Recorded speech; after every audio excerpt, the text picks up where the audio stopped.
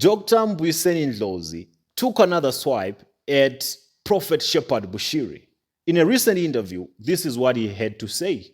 If there is any honor and integrity to Bushiri's calling, the number one rule of a spiritual calling is the truth.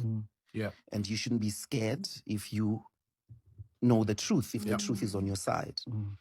Do come and answer those questions around your financial activities in South Africa. It perpetuates this idea that, the criminal justice system in the country that housed you, in a country that welcomed you, that its people embraced you. Enriched you. And enriched you, because if you did take offerings even for yourself, you've got to return that particular, if those allegations are being made and you know you're on the right, don't run away. Ubalekele. Ungabaleki. And that's all. I mean, really, that's all. And the point I was making is there are no conditions under which it is justified to cheat, steal, scam people. Not in the name of God, not in the name of the people.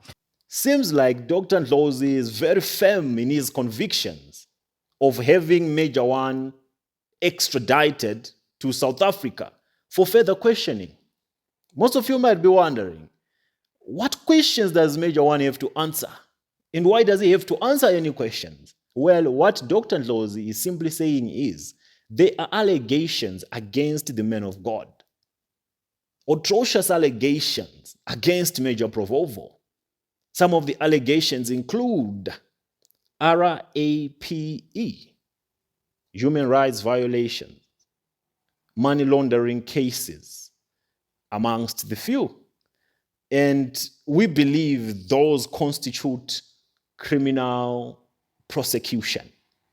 So having Major One escape the country to Malawi, it's a violation to justice being served. The courts always say, the law always say, one is innocent until proven guilty. So Prophet Major One is still innocent until he is proven guilty. But the question on Ndlozi is, the man ran away before he cleared his name. So what could have been the reason why Major One had to evade the country before his name was cleared? Was it because there was so much evidence to the allegations, or was he fully aware that he is guilty of what he's being accused of? Or, according to him, it was a matter of security concerns. According to him, justice was not being served. According to Major One, there were parties in the system that were influencing the judiciary system to rule the case against his favor. He believed the system was biased against him. And on that basis, he had to evade the country so that he can be tried in his country of origin. But then again, why does he have to be tried in his country of origin when all these allegations, when all these alleged criminal activities were allegedly committed in the foreign country in which he was residing in? What are the chances as well that in his country of origin, the judiciary system will be biased towards him against the rule of the law?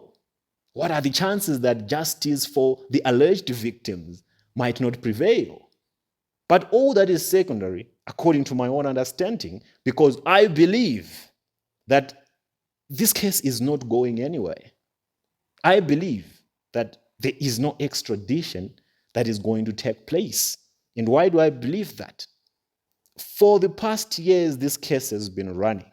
There has not yet been a proper and thorough investigation that proves or that can determine how Major One left the country.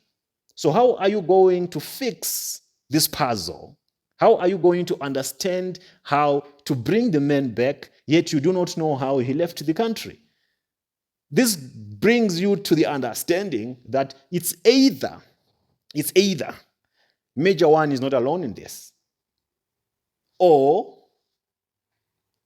there are like powerful forces involved that are making sure Major One stays safe, protected, and exercises his rights to immunity. I don't know if there's a right to such, but it seems like Major One is immune to prosecution, or he is immune to being charged for anything that he is being accused of having committed. Otherwise, if all the parties were neutral, both the Malawian government and the South African government, by now we could have known how Major One left the country. The fact that this information is still concealed, my people, some cases are above our pay grade, and some issues are way beyond our pay grade. And as long as you and me and everyone else keeps talking, the media can keep making its noise and everyone else can keep saying this and this and that. But if the guys who set the rules are in the favor of the guy that you all believe should be prosecuted, then the guy you all believe should be prosecuted will remain free and nothing will happen to him, because your opinions are valueless. They call you POVO, P-O-V-O, people of valueless opinions. So whatever you say, what the court of social media declares or calls up for, it doesn't really matter, because your opinions are valueless. The opinions that matter are the opinions of those who have the veto power to enact law, to decide on your behalf. So the guys deciding on your behalf, they have deemed it fit for Major One to be a free man and not to be charged, and for that he's not going to be charged. And the question now is, what are you going to do about it? Or what are we going to do about it? Nothing. We can only talk about it. So let's keep on talking about it, and let's keep on analyzing all these things surrounding this matter, just so that we get to a point whereby we get to understand that the power is not in our favor, and the unity of masses will bring down and will collapse all these systems that protect those who must be prosecuted. I believe that the masses just have to become angry, and when the masses get angry, masses must unite, and when the masses unite, and then the authorities will listen. As long as the masses on the ground are divided, then the authorities have no business listening to your pleas. For they know that one group will be supporting Major One and the other group will be against Major One. So the conflict will remain on the ground. And as long as there's conflict on the ground, there will be no any pressure on the guys at the top to effect any change or to take any action. Right now, as it stands, we have a bunch saying Major One did the right thing. Of course, that bunch are his followers. They ignore all the allegations. They don't care about the alleged victims. All they care about is their spiritual father. And then we have another bunch that really feels for the victims, have people who were allegedly manipulated, exploited financially by Major One, who are also joining the bigger bunch of people who are saying he has to be extradited. They truly believe justice must be served. So for them to be heard, it will take this other bunch to be converted so that they sing in harmony, so that they sing with one voice. For as long as there's division amongst us, there is no change that will take place. So we have to get to a point whereby we put our differences aside and we stand for what is right, not for what we think is good. Him being away from prosecution, him being a free man and still preaching and doing what he's doing is considered good by those who follow him, by those who believe they are tapping into his anointing. But him not standing for trial is not right. Because if one is truly innocent, they must stand for trial. And they must prove their innocence beyond no reasonable doubt. This whole idea of evading because you are afraid things might not be in your favor, it just gets to tell us quite a lot of stories. And I know those who support whatever that is happening, or those who support the spiritual fathers, it's simply because it has not yet happened to them. But when whatever that the victims are crying about finally comes knocking at your doorstep, your eyes will clear and you realize that if you had known then what you know now, you could have been on the other side. So it's going to take time, and it's going to take a lot of time. For our people who have been brainwashed to open their eyes and to think wise, so that they know that whatever we have been saying is not to discourage them from fellowshipping or from getting closer to God, but to distance them from men who claim to be what they are not. Because these men, they claim to be what they are not. They are not being used by God. They are not of God. They are just manipulating, lying to people, deceiving masses, using God as a proxy.